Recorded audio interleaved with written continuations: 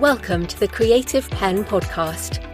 I'm Joanna Penn, thriller author and creative entrepreneur, bringing you interviews, inspiration and information on writing craft and creative business.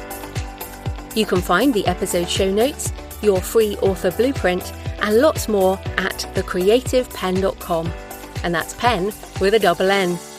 And here's the show. Hello creatives, I'm Joanna Penn. And this is episode number 800 of the podcast. And it is Sunday, the 23rd of March, 2025, as I record this.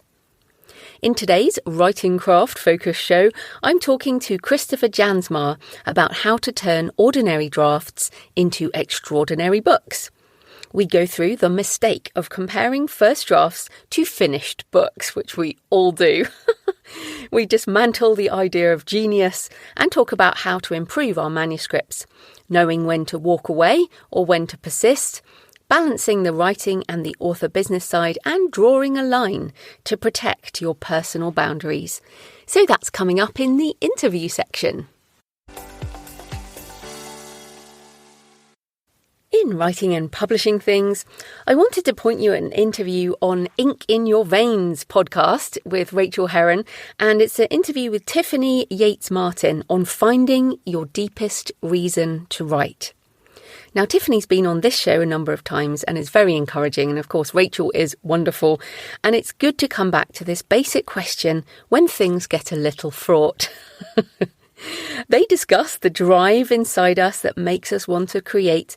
And for me and you, that manifests as writing. And I love this because I feel like for everybody in my family, everyone has a different way. A lot of my family are visual artists. I'm the only writer, but lots of visual art.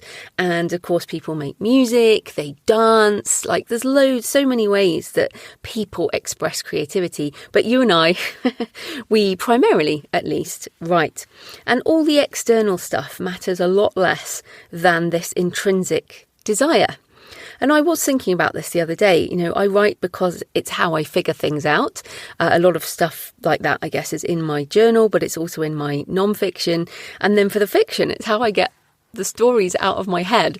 And we all have imagination, but when you start sort of streaming that imagination and you just can't stop it, and everywhere you look there's more and more stories, and you're like, I have to get this out of my head. And I love turning ideas into physical things in the world, i.e. books.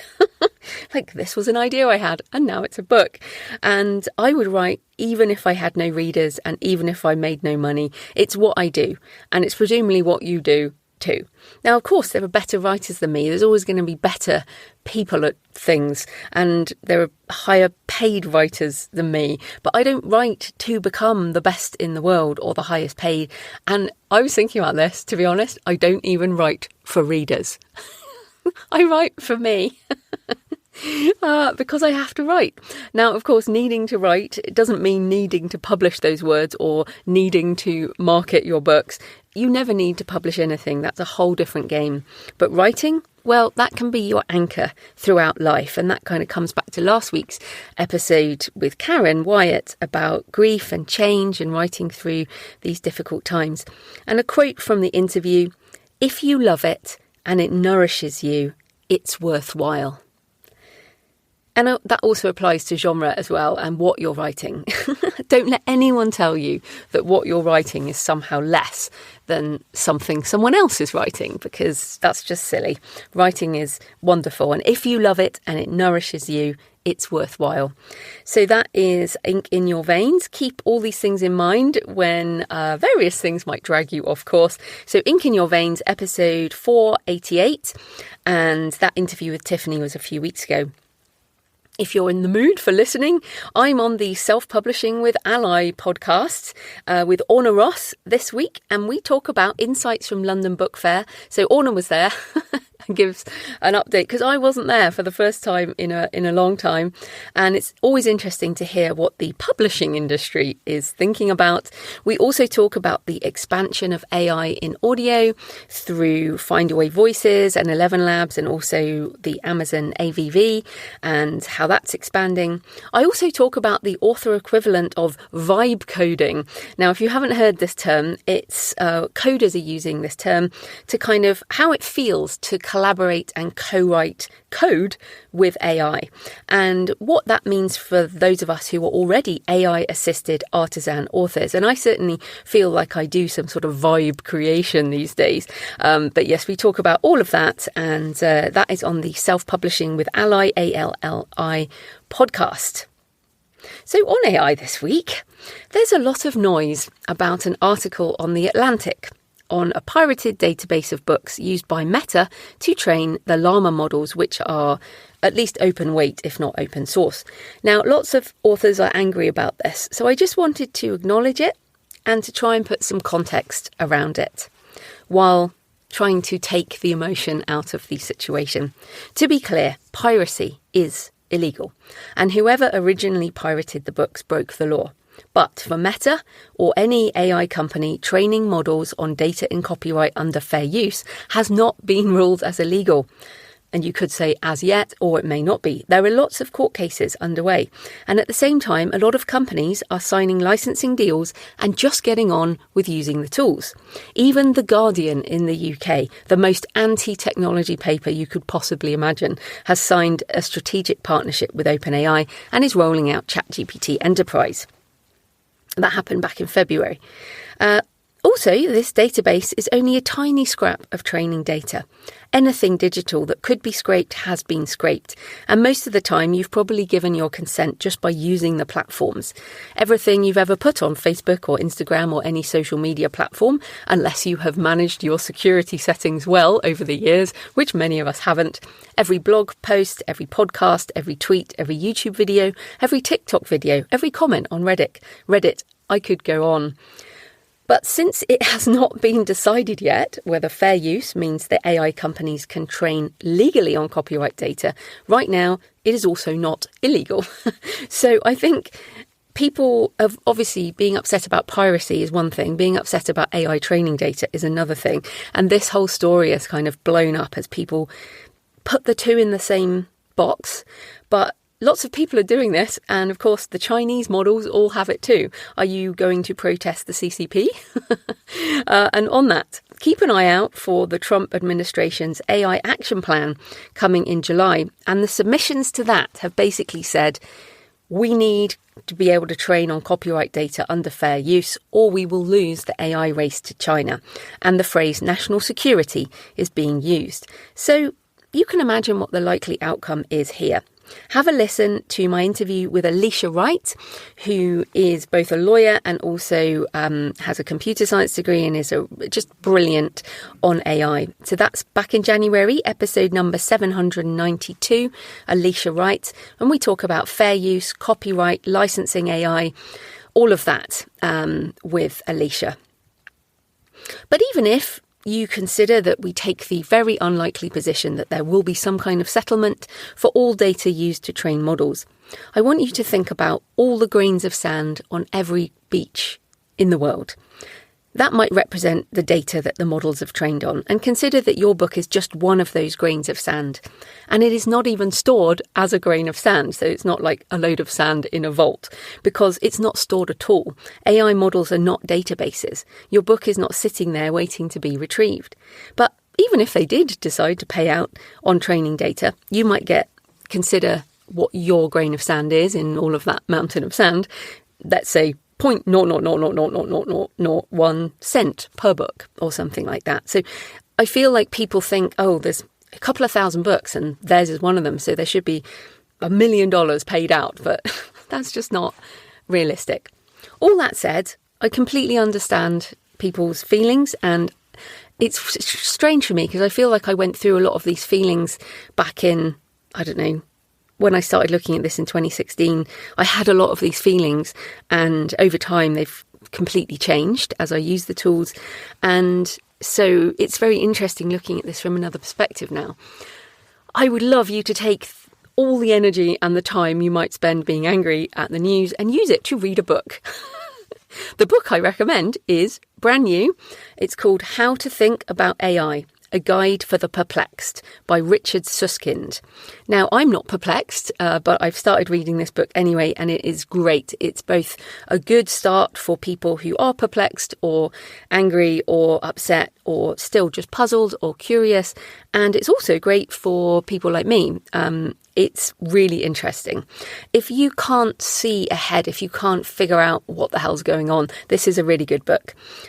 Because, as Richard says, this is not going away, and these are but the faltering first infant steps of what is coming, and there is no apparent finishing line.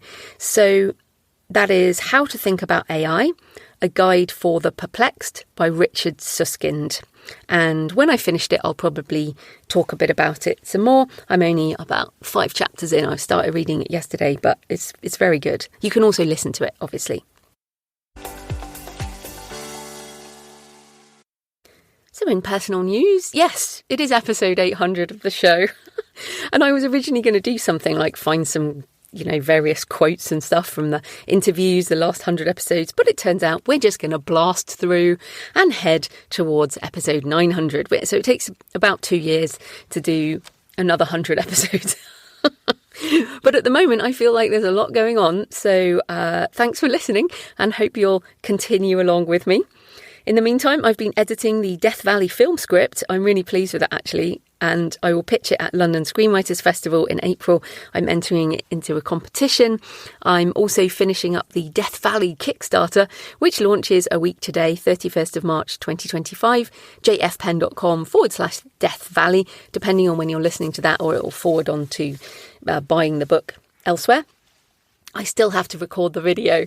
If you've done a Kickstarter, you'll know that video is like the thing that you have to do it, and you can have a listen to the interview with Oriana Lecker a couple of months ago now, and we talked about this, and it's like, this is what the authors hate doing the most, which is the video. But I have done a book trailer, and so I'm going to incorporate that into my video. So hopefully I only need to record about 2 minutes.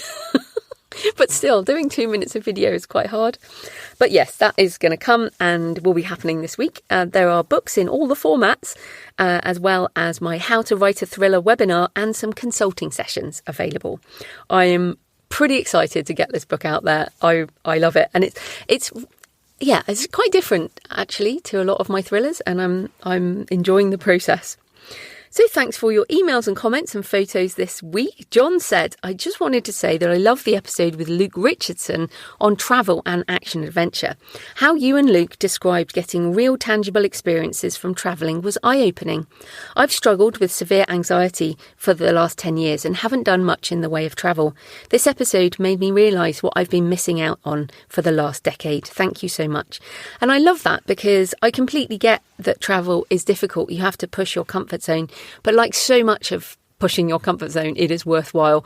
And whatever is uncomfortable can really help you achieve things. I mean, writing, I guess, is another thing. It's uncomfortable to write, to go deep, to edit, to do all this stuff, to put our books in the world, to get criticised, to get, bad reviews, which is just inevitable. But it's all worthwhile as growing as a person, expanding your experiences. And also, if you'd like some virtual travel, of course, my books and travel podcast is back. And Luke is going to come on that in... I'm actually interviewing him this week about Egypt, and we geek out about Egypt and how we're both inspired by ancient Egyptian stuff, and it's very, very cool. So that will be coming up on my books and travel podcast, which is already got like 93 episodes now, so have a listen to that. Sean McLaughlin sent me pictures from Père Lachaise, one of the most famous cemeteries in the world, in Paris, of course. Such a photogenic place. And yeah, beautiful. Thank you, Sean. And possibly the cutest comment ever from Lisa M. Lilly on X. Sent a picture of a little parakeet with blue and white feathers, really lovely, and said, 9 years ago, I bought a scared little parakeet home. He calmed down when I started listening to the Creative Penn podcast. He still loves to hear Joanna's voice after all these years. Hasn't written a novel yet, though. I love him, Lisa. He is so cute. So thank you. I think you win comments this week. So you can leave a comment on the show notes at thecreativepenn.com or on the YouTube channel. Message me on X at thecreativepenn or email me. Send me pictures of where you're listening. Joanna at thecreativepenn.com or, of course, your favourite cemetery or churchyard. I love to hear from you. It makes this more of a conversation. Today's show is sponsored by Kobo Writing Life, Kobo's free, fast and easy self-publishing platform, favoured by independent authors all over the world.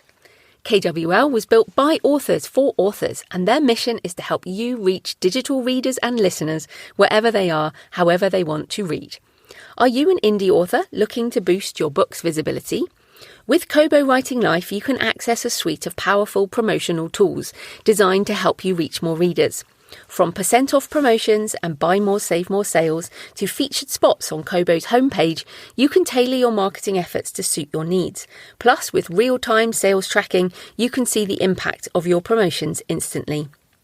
Sign up with Kobo Writing Life today at thecreativepenn.com/KWL and take your book marketing to the next level. And just on a personal note here, I have a recurring reminder in my calendar. Every 3 weeks, I go back into Kobo and I submit as many books as I can for as many promotions as I can. This is how you sell books on Kobo, seriously. If you are trying to sell books wide and you're not doing these promotions, a lot of them are free, some of them are paid, but this is definitely the way to sell books on Kobo. So you can find that if you go direct at Kobo Writing Life and my link, and there's a landing page, the podcast is there and all that kind of thing. The Kobo Writing Life podcast, I should say, thecreativepenn.com/KWL. So this type of corporate sponsorship pays for the hosting, transcription and editing. But my time in creating the show is sponsored by my community at patreon.com/thecreativepenn. Thanks to the 10 new patrons who've joined this week, and thanks to everyone who's been supporting for months and years. If you join the community, you get access to all the backlist videos, audio and posts and articles covering topics on writing craft and author business, as well as tutorials and demos on AI tools and my patron-only Q&A solo episodes, which I did this week. It's about an hour of me answering questions. And this week, we're doing live office hours where I will demo things, answer questions live, and we hang out as a community. The Patreon is a monthly subscription even, the equivalent of buying me a black coffee a month or a couple of coffees if you're feeling generous. You get access to everything, all the backlist content, Q&As, office hours and more. So if you get value from the show and you want more, come on over and join us at patreon.com, patreon.com/thecreativepenn. Right, let's get into the interview. Kristopher Jansma is the award-winning author of literary fiction novels, short fiction and essays, as well as Revisionaries, What We Can Learn from the Lost, Unfinished and Just Plain Bad Work of Great Writers. So welcome to the show, Chris. Thanks for having me on, Jo. Yeah, I'm excited to talk to you about this. First up, tell us a bit more about you and how you got into writing. Well, I have been a writer pretty much my whole life. I'm one of those writers who, as a child, you couldn't put a book out of my hand. And I have a whole storage unit somewhere full of school journals that are full of little stories and things. And it was just something that I took to really early and always really wanted to do. As I got older, I started taking it a little more seriously, and I went to school eventually and sort of studied writing. And but yeah, it's always been a lifelong love of mine. And so are you a full-time writer? So we're always interested in how people make a living writing on this show. Yeah, I don't know very many full-time writers, sadly. So I'm an associate professor of creative writing at SUNY New Paltz College here in New York State. And so I'm teaching creative writing, which is wonderful because I get to talk about what I love all the time and help students with their writing. And I'm the director of our creative writing program up there right now. So. Well, that's fantastic. Well, then it makes me understand a lot more why you wrote this book, Revisionaries. So let's get into that. Why is it sort of just a number one mistake of writers, which is comparing our first draft efforts to the finished books we read? Like, why is that a mistake? I think it's natural, but I think it's a mistake. I mentioned before I was a big reader as a child and all through my life, and I think that's how most writers get started. We fall in love with books as at some point and reading, and I think it's pretty natural at some point to start to wonder if we could do it too. How much fun it would be to do, or give somebody else the great experience that we've just gotten. So we model our efforts on the things that we've read before and the things that we admire, of course. But then a funny thing starts to happen, of course, as we get more serious about it and we start to realize there's a huge gap between what we're able to do and what our heroes have done in the past. And then I think a lot of people, after some, sort of having a lot of fun with it at first, start to get really frustrated because they feel like, okay, well, what's the point if I'm never going to be as good as someone like F. Scott Fitzgerald, in my case, was sort of like my hero growing up, or J.D. Salinger or somebody like that. And I think what we miss, what most of us don't really learn much about, is that those writers only achieve these kind of great masterpieces after tons of failure, rejection, screw-ups, mistakes. A lot of them had a lot of help from other people, like editors and family and, all of that. And so I think then, we just have this sort of misconception, I guess, about how it works. And what I think we tend to believe is that there are just certain people who luck out in the genetic lottery or something, and they're just naturally gifted, talented writers. They're geniuses from day one. And that was really what I wanted to try to dismantle in this book, was, this idea that these great writers, not that they're not geniuses, not that they're not so great, but just that they didn't get there. It's not all natural. They didn't get there on their own, and it didn't come without a lot of failure along the way. As you were talking there, I was thinking about also the difference. I mean, as an associate professor in creative writing, I mean, you naturally teach, maybe you have to teach specific books, things that are considered classic. There are books that are considered classics. And I almost feel this is another problem, is that we compare ourselves to the classics, whereas take someone like Isaac Asimov, who wrote over 400 books. People always compare themselves to the ones that were most successful, whereas most books are not those classics, are they? Like, could we compare ourselves to normal books instead of these classics? Yeah, absolutely. I talk about this a little bit in the introduction to Revisionaries, but I took a class when I was in college, but I sort of snuck into a graduate class, and we read, it was called Faulkner, Fitzgerald, and Hemingway, and it was all these sort of amazing works by, amazing American writers. And I talked about in the book covering this sort of lesser-known work of Fitzgerald's that he didn't finish before he died, called The Love of the Last Tycoon. And realizing it was actually pretty bad and finding it kind of depressing at the time, but then realizing later in life that actually that is something that actually was something good. And in my mind, I was able to realize, okay, this shows that even somebody that could write The Great Gatsby might write another book that's not so wonderful. And then, of course, and I didn't mention this in the introduction, but I think of this a lot, with Faulkner, we started with The Sound and the Fury. And I didn't know for years and years after that wasn't his first novel. I thought it was his debut book. And a friend of mine said, oh, yeah, if you're ever feeling intimidated, go read one of Faulkner's first two novels. I think it's Mosquitoes and Soldier's Pay or something. And he said, you'll feel a lot better about your own writing. And he was right. Yeah, I think that's important. Now, you did mention the word genius, and you use it in the book to anchor each chapter. But genius is a really hard word. I mean, it's a word many people are uncomfortable with, and I think it's interesting. So why did you choose that word genius, and how did your definition change over the process of writing? Yeah, thanks. I'm glad you mentioned that. Each chapter has a little section called Fail Like a Genius at the end that kind of gives you some tips on writing or exercises you can do that are inspired by the chapter.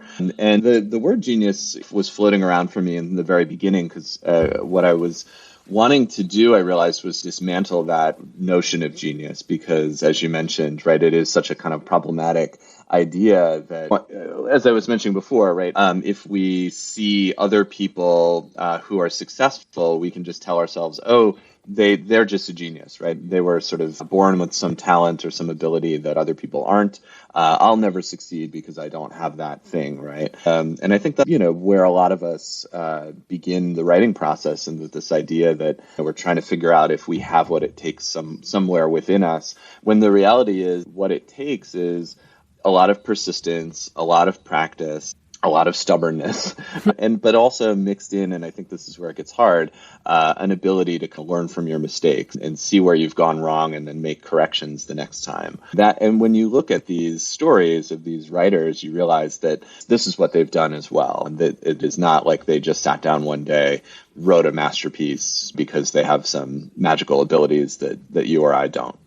Yeah, and this is what kind of annoys me with writing compared to something like visual art. So here in Europe, if you go to Malaga, you can go to the Picasso's early museum where he was born, and you can see some of the pieces that he did when he was a child and then when he was a young man, and you can see the development. And in visual art also they have this idea of sort of periods, like that's the blue period, and then that was this, as visual artists experimented. And it wasn't like, they suddenly arrive on the scene with a perfect novel, which seems to be the expectation, right? Even now in modern publishing, it's like, this debut author.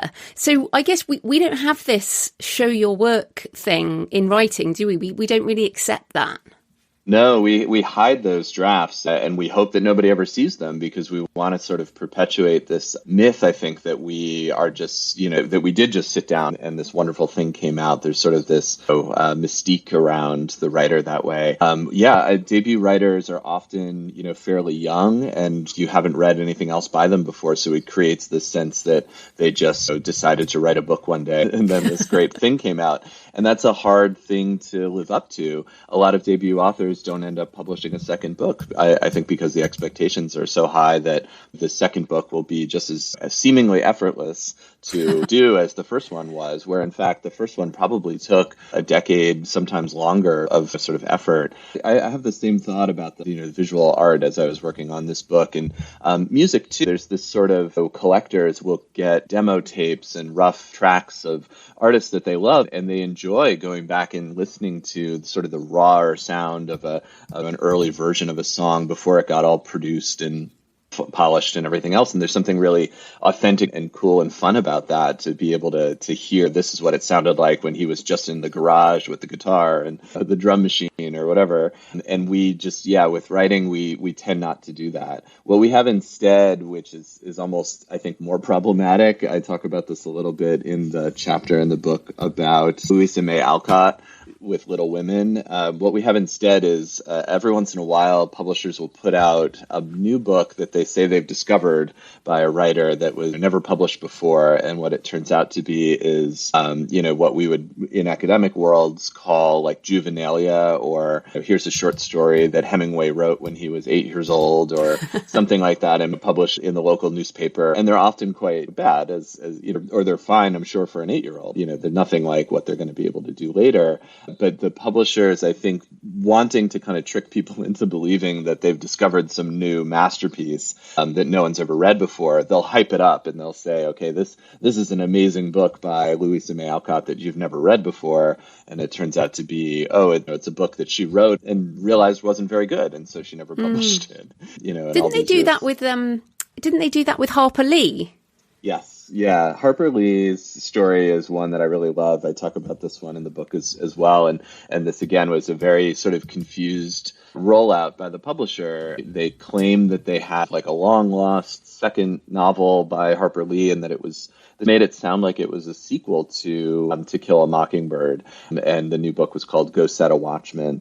And when it came out, it was very shocking because it involved characters from To Kill a Mockingbird, Atticus and Scout and all of them, but as sort of older characters. So it did seem like something that she wrote later about what would happen to them after To Kill a Mockingbird, and people were very scandalized because it turned out that Atticus Finch, who in To Kill a Mockingbird was this noble lawyer who takes on this case to defend a black man from the mob. Anyway, in this sort of sequel, he turned out to be like a racist and like a Ku Klux Klan member, or had gone to meetings or something, and people were like horrified. How could this happen to her? How could she write this book about him?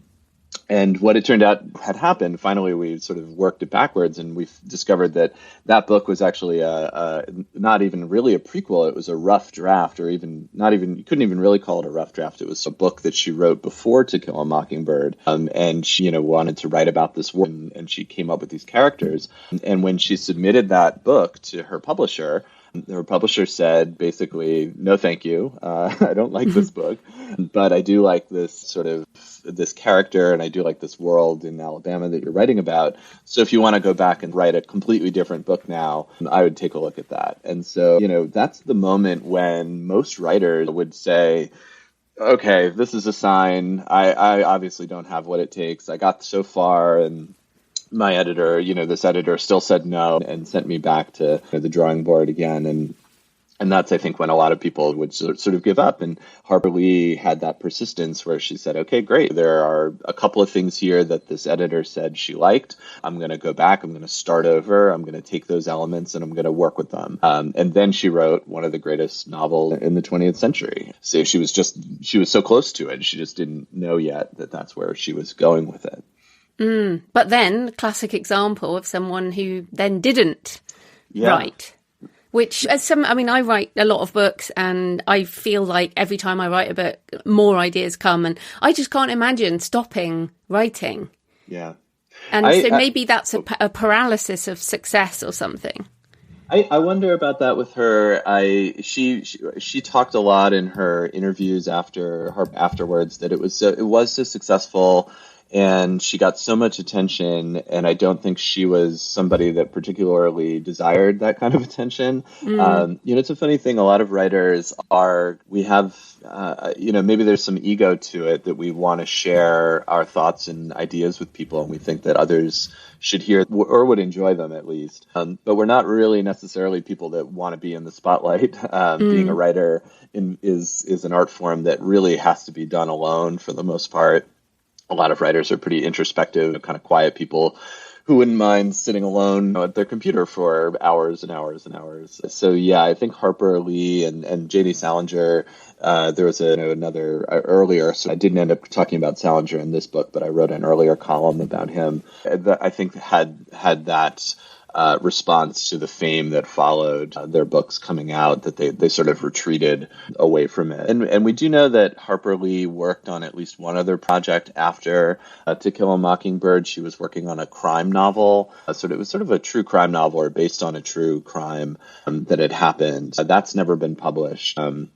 I don't think she finished it, or at least we don't know that she's finished it, and it's never been published as far as we know. When they found Gosetta Watchmen, originally that's what they thought they had found, was the finished crime novel, but I don't believe that she ever did finish it. Yeah, it's interesting. All right, well, let's go a bit deeper into how we can turn our books into something better. You have a good quote in the book. You said, "I've seen how messes metamorphosize into masterpieces." So how can we do the same thing? Like when you have students and they're like, there's something in there, but it's a bit of a mess. What are some ways we can improve our manuscripts? Yeah, there's a couple of things that came up over and over again in the book. And there's sort of a persistence theme that runs through several of the chapters, like with Harper Lee, where sometimes what needs to happen is, that we just need to kind of stick with the project a little longer and try something else there and see how that works. So sometimes that's how the mess turns into a masterpiece, which is just that we continue to kind of dig in deeper and have some faith that we'll get there, trying out some different ideas and to go along the way. But I think a lot of times for most writers, we get to a place where we've done everything we know how to do. and it's still quite a bit of a mess. And I think that's when it helps a lot to get some help, basically. And this also comes up over and over again. So a lot of these writers had people in their lives that they were able to kind of turn to for advice or just to be sort of a helper, a reader. F. Scott Fitzgerald's first version of The Great Gatsby, Trimalchio, was not nearly as good as The Great Gatsby for a number of reasons, and also had a horrible title. And when he got it as far as he could on his own, and then he took it to his, at that point he had an editor that he'd worked with on his first book, and Max Perkins read it and gave him some feedback on it that was really helpful. He also needed the help of his wife, Zelda, who gave him some ideas about how to better define Gatsby as a character. And so that's another thing that I often recommend, which is, is there anybody that you can give the book to that might be able to give it a fresh read? And then the important thing is then you need to be open to the feedback that they give you. You can't, I think a lot of times we give the book to somebody and we hope that they're going to tell us it's perfect. And that always feels good, but it's not going to really help us get it where we need it to go. Kafka, I talk about Kafka in the book, never finished any of the books that he started writing. He always sort of undermined himself and had all this doubt. But luckily he had a good friend, Max Brod, who basically pushed him all the time, keep on going and try to finish things. So I think that helps a lot, like bringing it to somebody else. And then the last thing I would say, this came up a few times too, it's sort of the flip side of persistence in some ways, which is sometimes you need to know how to walk away from a project that just isn't working. It's very hard, of course. We spent a lot of time on these books, sometimes years, and we just can't get it to work right. And I really wanted people to see through the project here, through Revisionaries, that this happens to all the writers that they love as well. They work on a project that just can't, for whatever reason, doesn't come together the way that they wanted to. And the best thing they can do is sort of take a step away from it and just start trying to work on something different for a while. But as you said about Kafka there, I feel like I know someone who has 15 books that are not finished. And the thing is, sometimes, like you say, you might need to walk away, but maybe you actually just need to go for a walk and walk away for a week and then come back and finish it. Because if you keep walking away from projects because it's hard, I mean, the point is this is hard. It is hard to write a book, right? So how do you know where's the balance?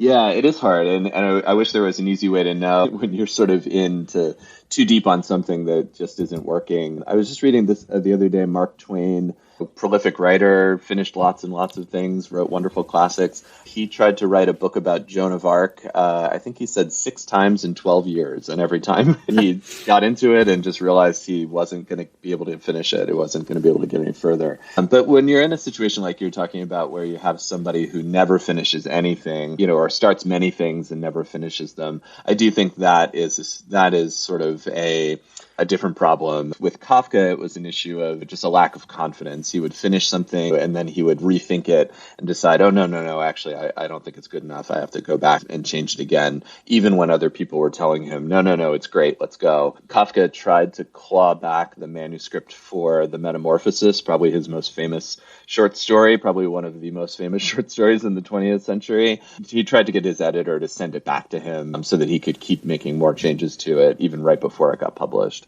And so that there is a different kind of problem that comes up sometimes, where you're just never satisfied with what you've done. You have to be able to sort of decide, okay, this is good enough the way it is. I'm gonna let it go and move on to the next thing.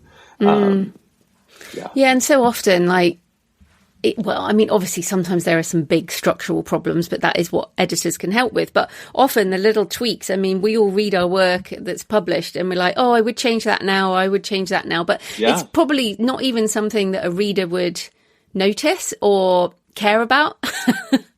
Right, exactly. Yeah. And I think, again, as writers, we're always going to have some self-doubt, and we're always going to be, to some degree, like our own worst critic.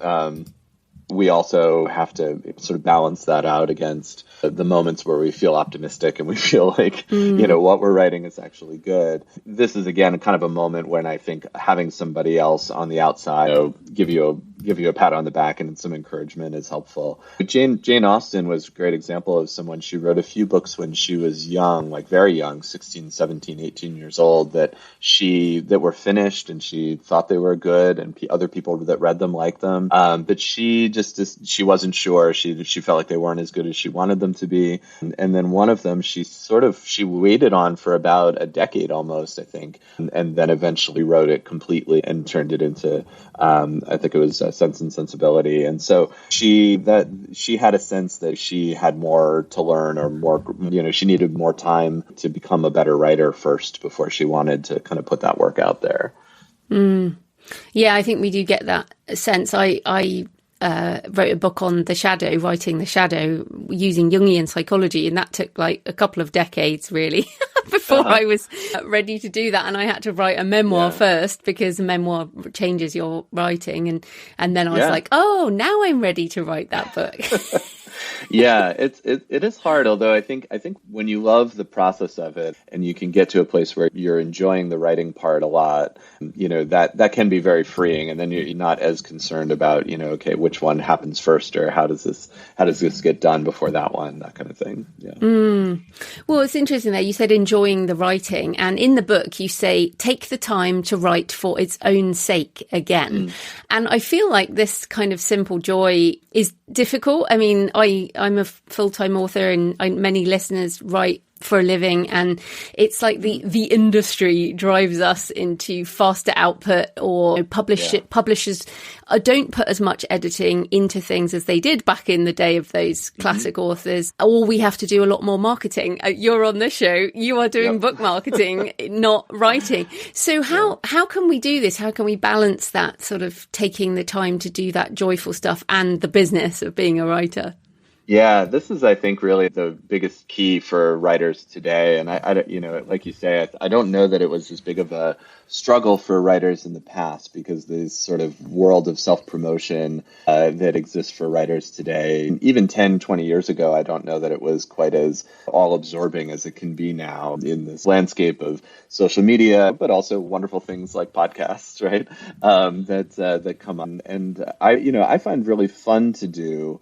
And we started this by kind of asking about how can we keep fun alive in our writing. I think I enjoy talking to people about what I'm working on. It actually helps me think about what I want to write next, and gets me excited to write more, right? So I try to keep that in mind as I'm doing these sort of promotional and engagements and things like that. I don't feel like it is, or I try not to feel like it's a distraction from the writing itself.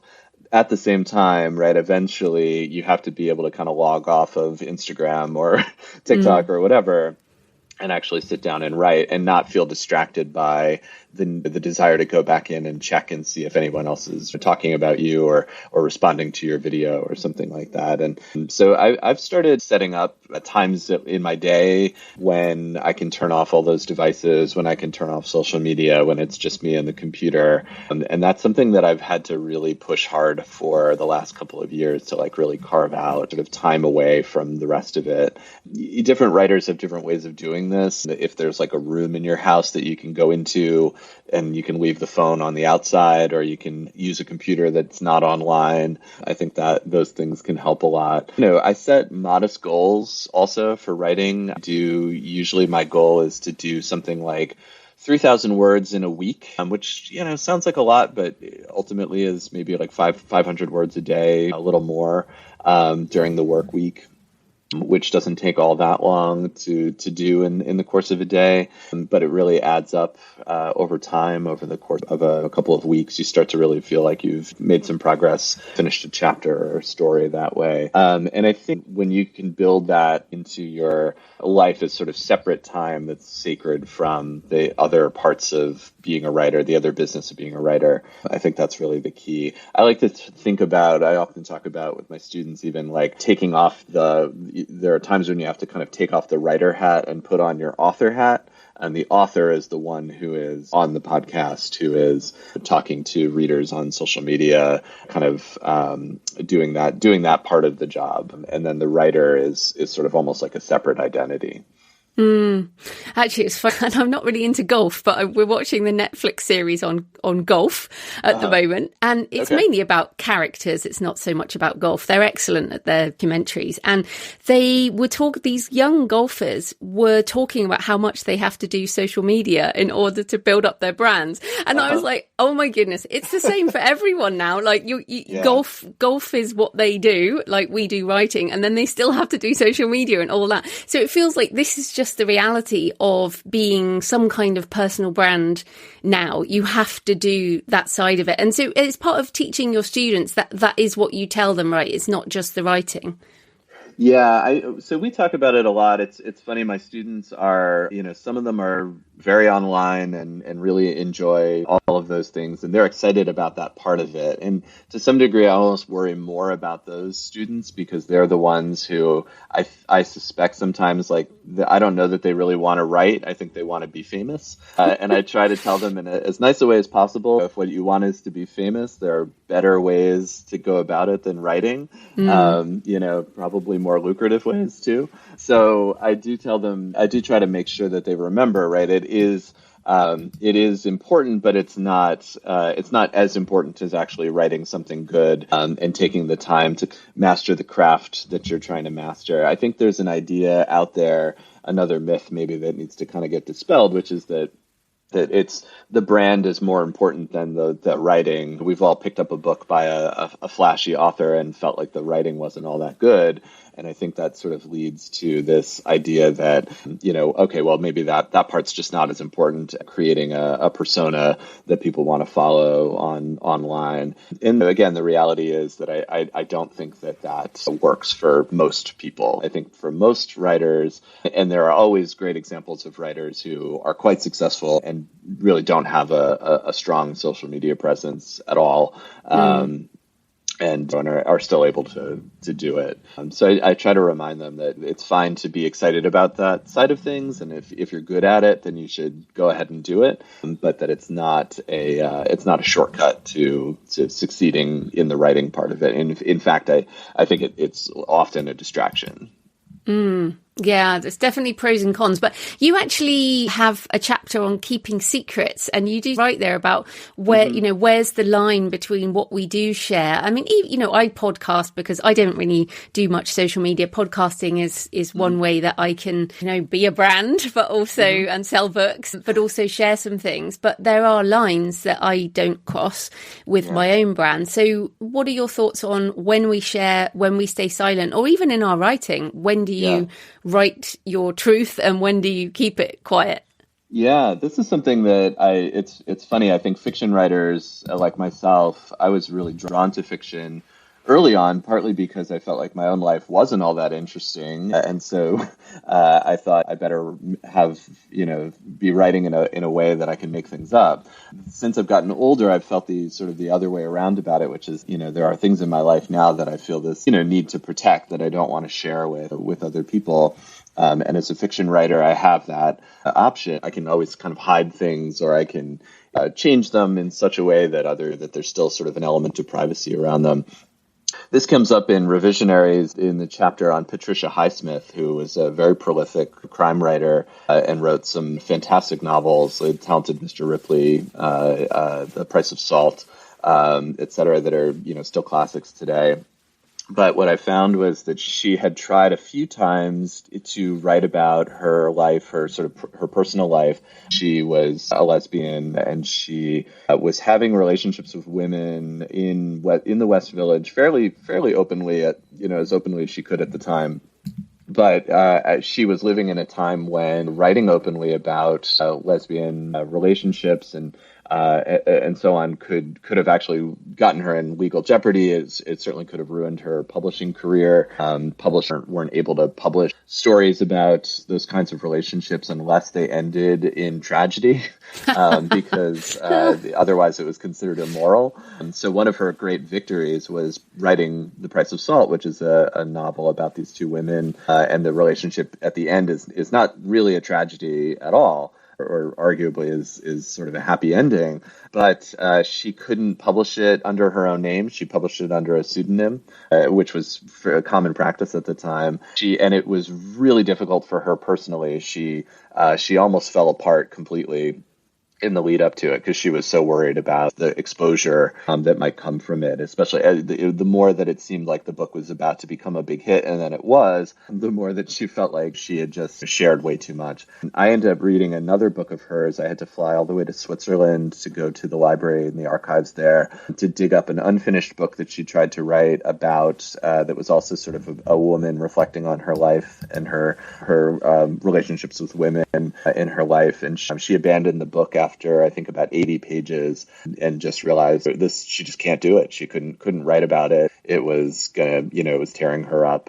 So I kind of think, and I talk about this in this chapter, that we have to be able to draw those same lines for ourselves. And like we were saying before, I think it's particularly tricky in today's writing environment where a certain confessional impulse is actually it can be a big draw. It can help sell books. My most recent novel came out in the fall, and it's a novel about based on my grandmother's stories during World War II. And everywhere that I went to talk about it, that was the first question people asked, right? How much of this is real, and how much of this is based on her real story, and which parts are real, and which ones did you make up? And it's like, well, it's a novel. It's supposed to be made up. You're not supposed to know, necessarily which parts are real and not. But I went through a series of interviews. I was listening to other authors. I think maybe it was interviews on NPR or something like that. And I just was checking for a while to see how many times was the author's own sort of personal life a part of the conversation surrounding the novel that they were publishing. And it was well over 50% of the time. That was one of the first questions being asked. How is this book authentic because it comes from your own experiences, right? And these are novels. So again, I sort of feel like we should be able to appreciate the beauty of a piece of fiction without having to be reassured that it came from a true story first. But of course, that's exciting to know about. So people want to share it. Yeah, I mean, I write horror and thriller and crime, and you get a lot fewer questions about how much of this murderer is you. But then I do a lot of research. So, for example, my next thriller is called Death Valley, and it's set in Death Valley in California. So there's all of the truth of the place, but then it's fictionalized. But I feel like with literary fiction, that is something that's an obsession with so many. And obviously there's been some very high profile novels that have been sort of ripped apart because they haven't been so-called, someone's own story. So I don't know, it's difficult. Yeah, well, there's novels where, and again, I think the trouble is, let's say a novel where it's marketed in such a way that it seems, it's marketed on the basis of some sort of authenticity, suggesting that the writer's own experiences are informing it, and then it turns out not to be the case. That's that we've almost turned novels and fiction then into nonfiction, and we have that same obligation that a memoirist does to be fully honest about everything that goes into the book. When James Fry had his big scandal around A Million Little Pieces, right? That book was originally written as a piece of fiction. It was supposed to be a novel, and nobody was interested in it. And he, then changed it over. Basically said, "Oh, what if I just pretend it was a memoir?" And then people loved it, right? But that's because you've given people this assurance that it's real. And I think, going back to my earlier point, I think as fiction writers, we should try more often not to do that. So it's an easy way to get attention for the books that we're writing, because of course people want to know that. Even earlier books of mine, the very first question I would get asked at every event was, how much of this is based on your real life? I used to know a little better, I think, than I do today. I used to know to kind of demur a little bit at that question and say, oh, well, that's personal or that's private, right? Yeah. Yeah, that's great. Well, the book is super interesting. We're almost out of time, but who is Revisionaries for? Who are the people who are going to get the most out of this book?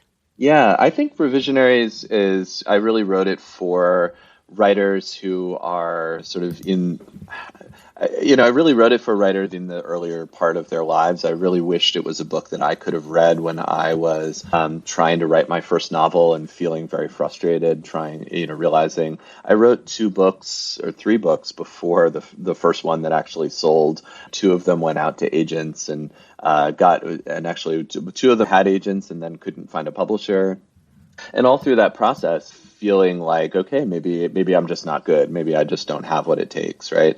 And so this was the book that I wish that I had been able to read at that point in my life when I was worried that the fact that I was failing or what felt like failure was not some sign that I would never be as good as I wanted to be, or that I would never be as good as the other writers that I admired so much. And the only reason I hesitate to say that it's just for the, sort of writers trying to find a way to break out is that when I was writing this book, actually over the last 5 years, I was in the same position again. I had published 2 novels. They both came out and did well. And then for whatever reason, I couldn't get the next one sold. And then I wrote another one, and that one didn't sell in the U.S. It only sold in French translation, which is that's a whole other story. Random. Yes. Delightful. I hope the French enjoyed it. So once again, all these years into my writing career, I hit a moment where I thought, okay, maybe that was it. Maybe I lost whatever I had, and now I can't do it again. And then writing this book was a nice way to remind myself that actually, yes, this happens to lots of other writers. Richard Wright had this huge hit, and then his publisher rejected his next book. There are other stories like that in here about writers who are, it's not a constant climb, higher and higher. It's an up and down experience. Yes, it's not a straight up and to the right graph. Exactly. Yeah, and there's nothing wrong with that. With that being part of it, the way that it works. Indeed. So where can people find you and your books online? Well, KristopherJansma.com is my website. That's Chris with a K, Kristopher, Jansma, Jansma. And I'm on Instagram and these days Threads. Those are both great ways to find me. I have a Substack called The Nature of the Fun, where I post every month sort of a short piece that's all dedicated to finding ways to rediscover the joy in our writing process and making it more fun again. Brilliant. Well, thanks so much for your time, Chris. That was great. Thanks so much, Jo. So I hope you found this discussion interesting today. And remember, if you get depressed that your first drafts aren't as good as the books you read, don't worry, keep writing, keep editing, and you will make it. So let me know what you think of today's episode. Leave a comment on the podcast show notes at thecreativepenn.com or on the YouTube channel, comment on X @thecreativepenn, or email me, joanna@thecreativepenn.com. Send me pictures of where you're listening or your favourite cemetery or churchyard.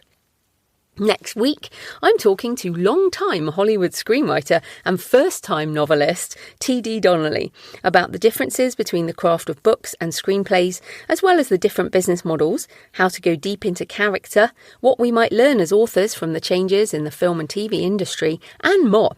In the meantime, happy writing, and I'll see you next time. Thanks for listening today. I hope you found it helpful. You can find the backlist episodes and show notes at thecreativepenn.com/podcast. And you can get your free author blueprint at thecreativepenn.com/blueprint. If you'd like to connect, you can find me on Facebook and X @thecreativepenn, or on Instagram and Facebook @JFPennAuthor. Happy writing, and I'll see you next time.